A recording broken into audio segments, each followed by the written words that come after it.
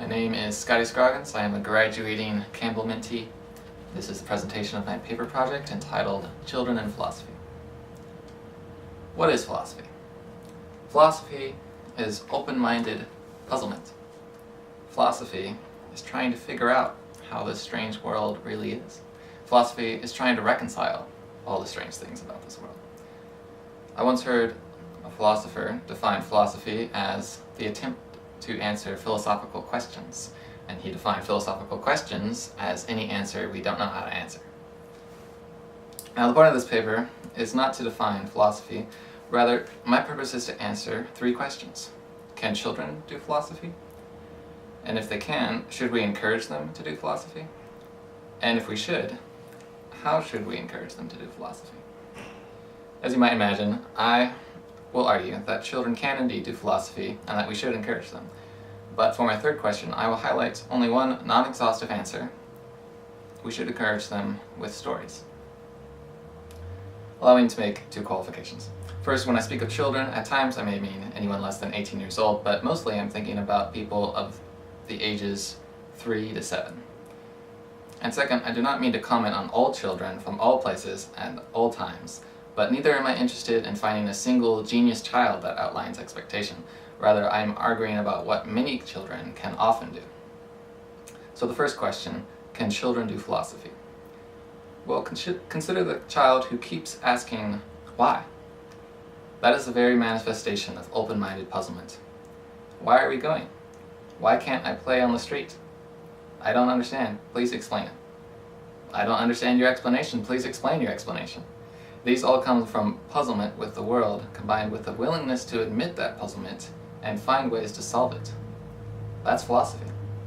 The child does not ask only scientific questions, how much does this weigh, how fast is that going, but questions of ethics, epistemology, and metaphysics. Why shouldn't I hit girls? How do we know we're not dreaming? Where did yesterday go? The child is trying to understand our strange world and fit it all together. Naturally, he will ask philosophical questions, because there is much more to the world than that which is accessible to science. Why would anyone think that children are not capable of philosophy? The main reason, I think, is the influence of the field of developmental psychology. The very name of this field makes us think that children are mentally underdeveloped. Hence they are rationally deficient. Hence they are incapable of engaging in the rationally mature field of philosophy. Beyond the name, the most influential developmental psychologist of all time, Jean Piaget, held the view that children experience mental growth in strict, measurable stages. For example, Piaget believed that children of a certain age are animists, that is, they ascribe consciousness to non-living objects, like think of a drawing of a sun with eyes and a smile. They think the sun is alive, even though, of course, it's not. When the child reaches another certain age, however, he just gives up animism automatically. Now, philosophy involves the rational exploration of multiple theoretical options and the adoption of the one that works best. A child, says Piaget, is stuck in his ways.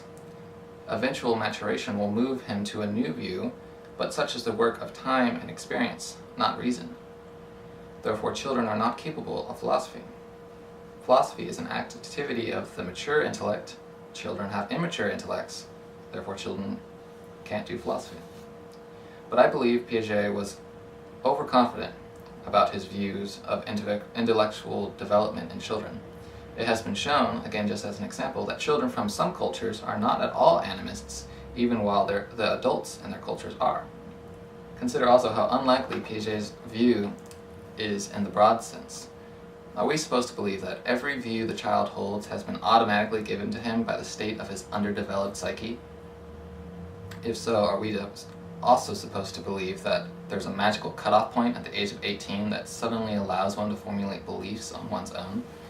When you examine Piaget's studies more closely, it becomes obvious that he was intentionally excluding the views of children that deviated from the norm. Piaget was most interested in what the majority of children automatically thought about certain topics, but philosophy is the antithesis of automatic thinking. Even if Piaget is right about some beliefs being the result of one's state of mental development, surely there are thoughts that are not thus bound. Therefore, we should think of children as being capable of philosophy. My second question, should we encourage children to do philosophy? Well, consider first the argument for why we should not. Even if philosophy is not exclusive to mature intellects, it ought to be. We have some of our smartest people working in philosophy. There is absolutely no way children can produce worthwhile points in any branch of philosophy, hence there is no point in encouraging them. Children are at most proto-philosophers, they are incapable of good philosophy. Thus, any encouragement would be encouragement of bad philosophy. Philosophy, therefore, has no place in our elementary schools, but instead we should wait until children are really old enough to handle philosophy, until they can really produce good results, ideally around college age. But to see how bad that argument is, think about this parity. Even if music is not exhaustive to mature intellects, it ought to be. We have some of our most experienced people working in music. There's absolutely no way a child could produce a worthwhile composition in any genre of music, hence there's no point in encouraging them. Children are proto-musicians. They are incapable of good music. Music, therefore, has no place in our elementary schools. We should wait instead until they're around college age. I think such arguments commit three mistakes. First, they rely on the idea that if you can't be first in your field, then there's no point. If you can't be a pioneer, taking mankind where it has never been before, you're wasting your time. But that's just not true. The way people become the best is by being encouraged when they're not the best. Perhaps our greatest philosophers are those who were encouraged when they are young. That certainly seems true of many musicians. Moreover, making thinkers better thinkers is worthwhile, even if they don't become the best. A society of good and great thinkers is better off than a society of bad and great thinkers. Second, I think that it's just false that children are incapable of good philosophy, just as it's false that they're incapable of good music. When it comes down to it, I believe that life-changing philosophy can come from anyone's mouth. Even our greatest minds are blind in their own ways. Philosophy is not the kind of field where one can simply be the best. We all bring in different skills as members of one community. Children bring their own skill set, inquisitiveness, willingness to change their minds, being open to strange questions, and wonder. These are all useful to philosophy and are not easily acquired by adults. Therefore, patronizing talk against children's ability to contribute to philosophy should have no place in our minds. Third, it relies on the idea that philosophy is only useful insofar as it produces results. But on the contrary, I assert that philosophy, just like music, is itself a good. Philosophy is one of the joys of life. It is part of why life itself is worthwhile. It can be an end as well as a means. Therefore, we should encourage philosophy in children because it improves their lives and our lives, both directly and indirectly. So my third question is, how should we encourage philosophy in children? The intuitive answer is not, I think, a bad one. When children ask questions, take them seriously. Don't shut them down just because you don't have the answer. Don't be embarrassed that you're unsure. Have philosophical conversations with them. Have them try to answer their questions first. But also ask them questions that you really are wondering about. As I said, I don't think that this intuitive answer is a bad one, and I think that we could be doing much more of it. However, if this were all we did, something would be missing. Text. We can find many things to talk about in the world, but text gives grounding and space to our discussions in a way that is particularly apt for philosophy. Of course, not every text will be suitable for children, although I suspect we would be selling some children short if we deny them the ability to enjoy a good Platonic dialogue. So we must ask which texts are particularly suited to children. And I answer, children's stories. Although many people have overlooked the child's capacity and desire for philosophy, the authors of children's books have not, to our great fortune. Books like Frog and Toad Together, How Big is a Foot, Morris the Moose, Many Moons, and The Bear That Wasn't manage to be delightful in their own right, even while they raise questions of epistemology, perception, objectivity, virtue, and self-identity. Morris the Moose, I kid you not, strikes right at the heart of ontology, in my opinion, one of the most difficult yet most important branches of philosophy, and all this while being totally accessible to a 3-year-old. It's an impressive feat, but one less rare than many of us might initially suspect. So, I have argued that children can do philosophy and should be encouraged, and I have highlighted the use of children's stories as an excellent resource for encouragement. In the interest of taking my own advice, I have written a series of philosophically motivated children's stories myself. In my stories, the two main characters are called Bear and Cat. Cat has sharper eyes than Bear, but Bear has a larger heart than Cat. They like to go on small-sized adventures on their medium-sized island, filled with what I'm sure is an inaccurate combination of animals from around the world.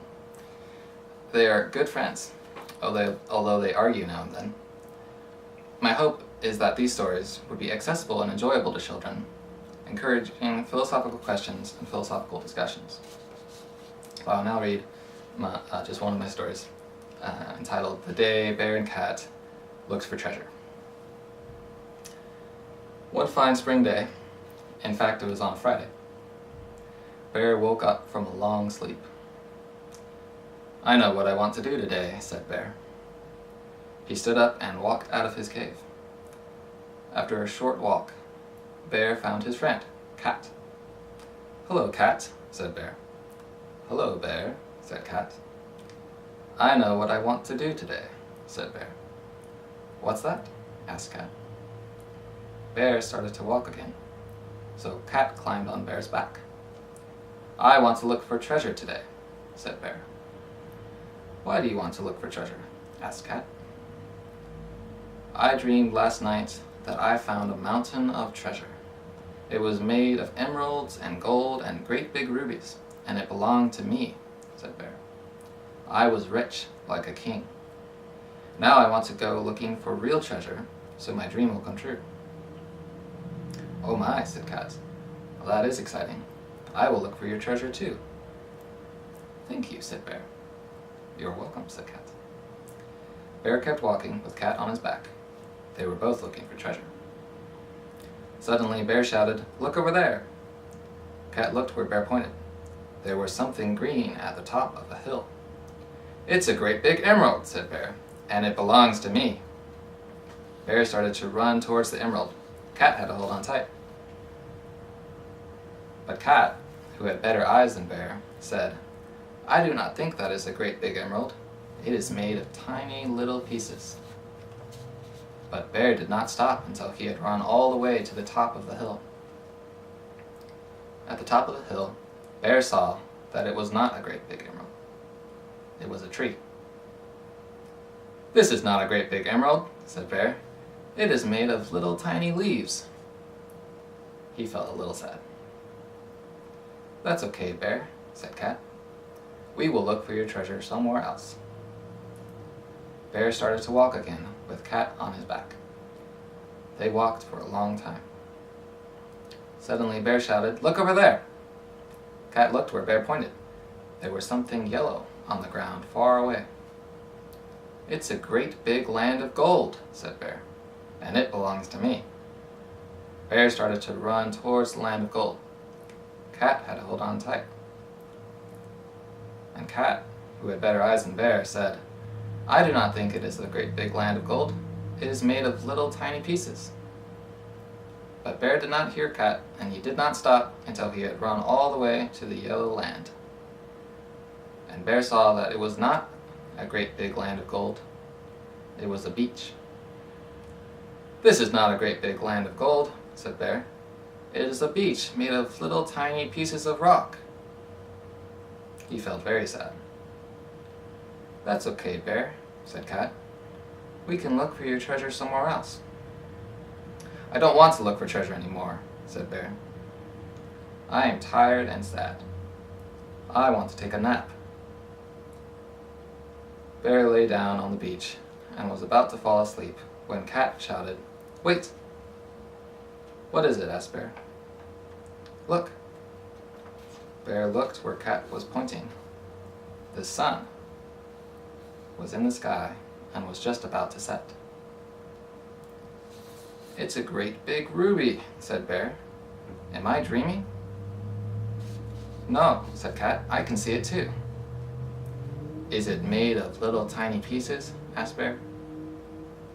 And Cat, who had better eyes than Bear, said, "No, it is made of one big piece." "Then it really is a great big ruby," said Bear. "I found it, so it belongs to me." Bear did not run towards the ruby. He was sleepy and he did not want to get wet in the ocean.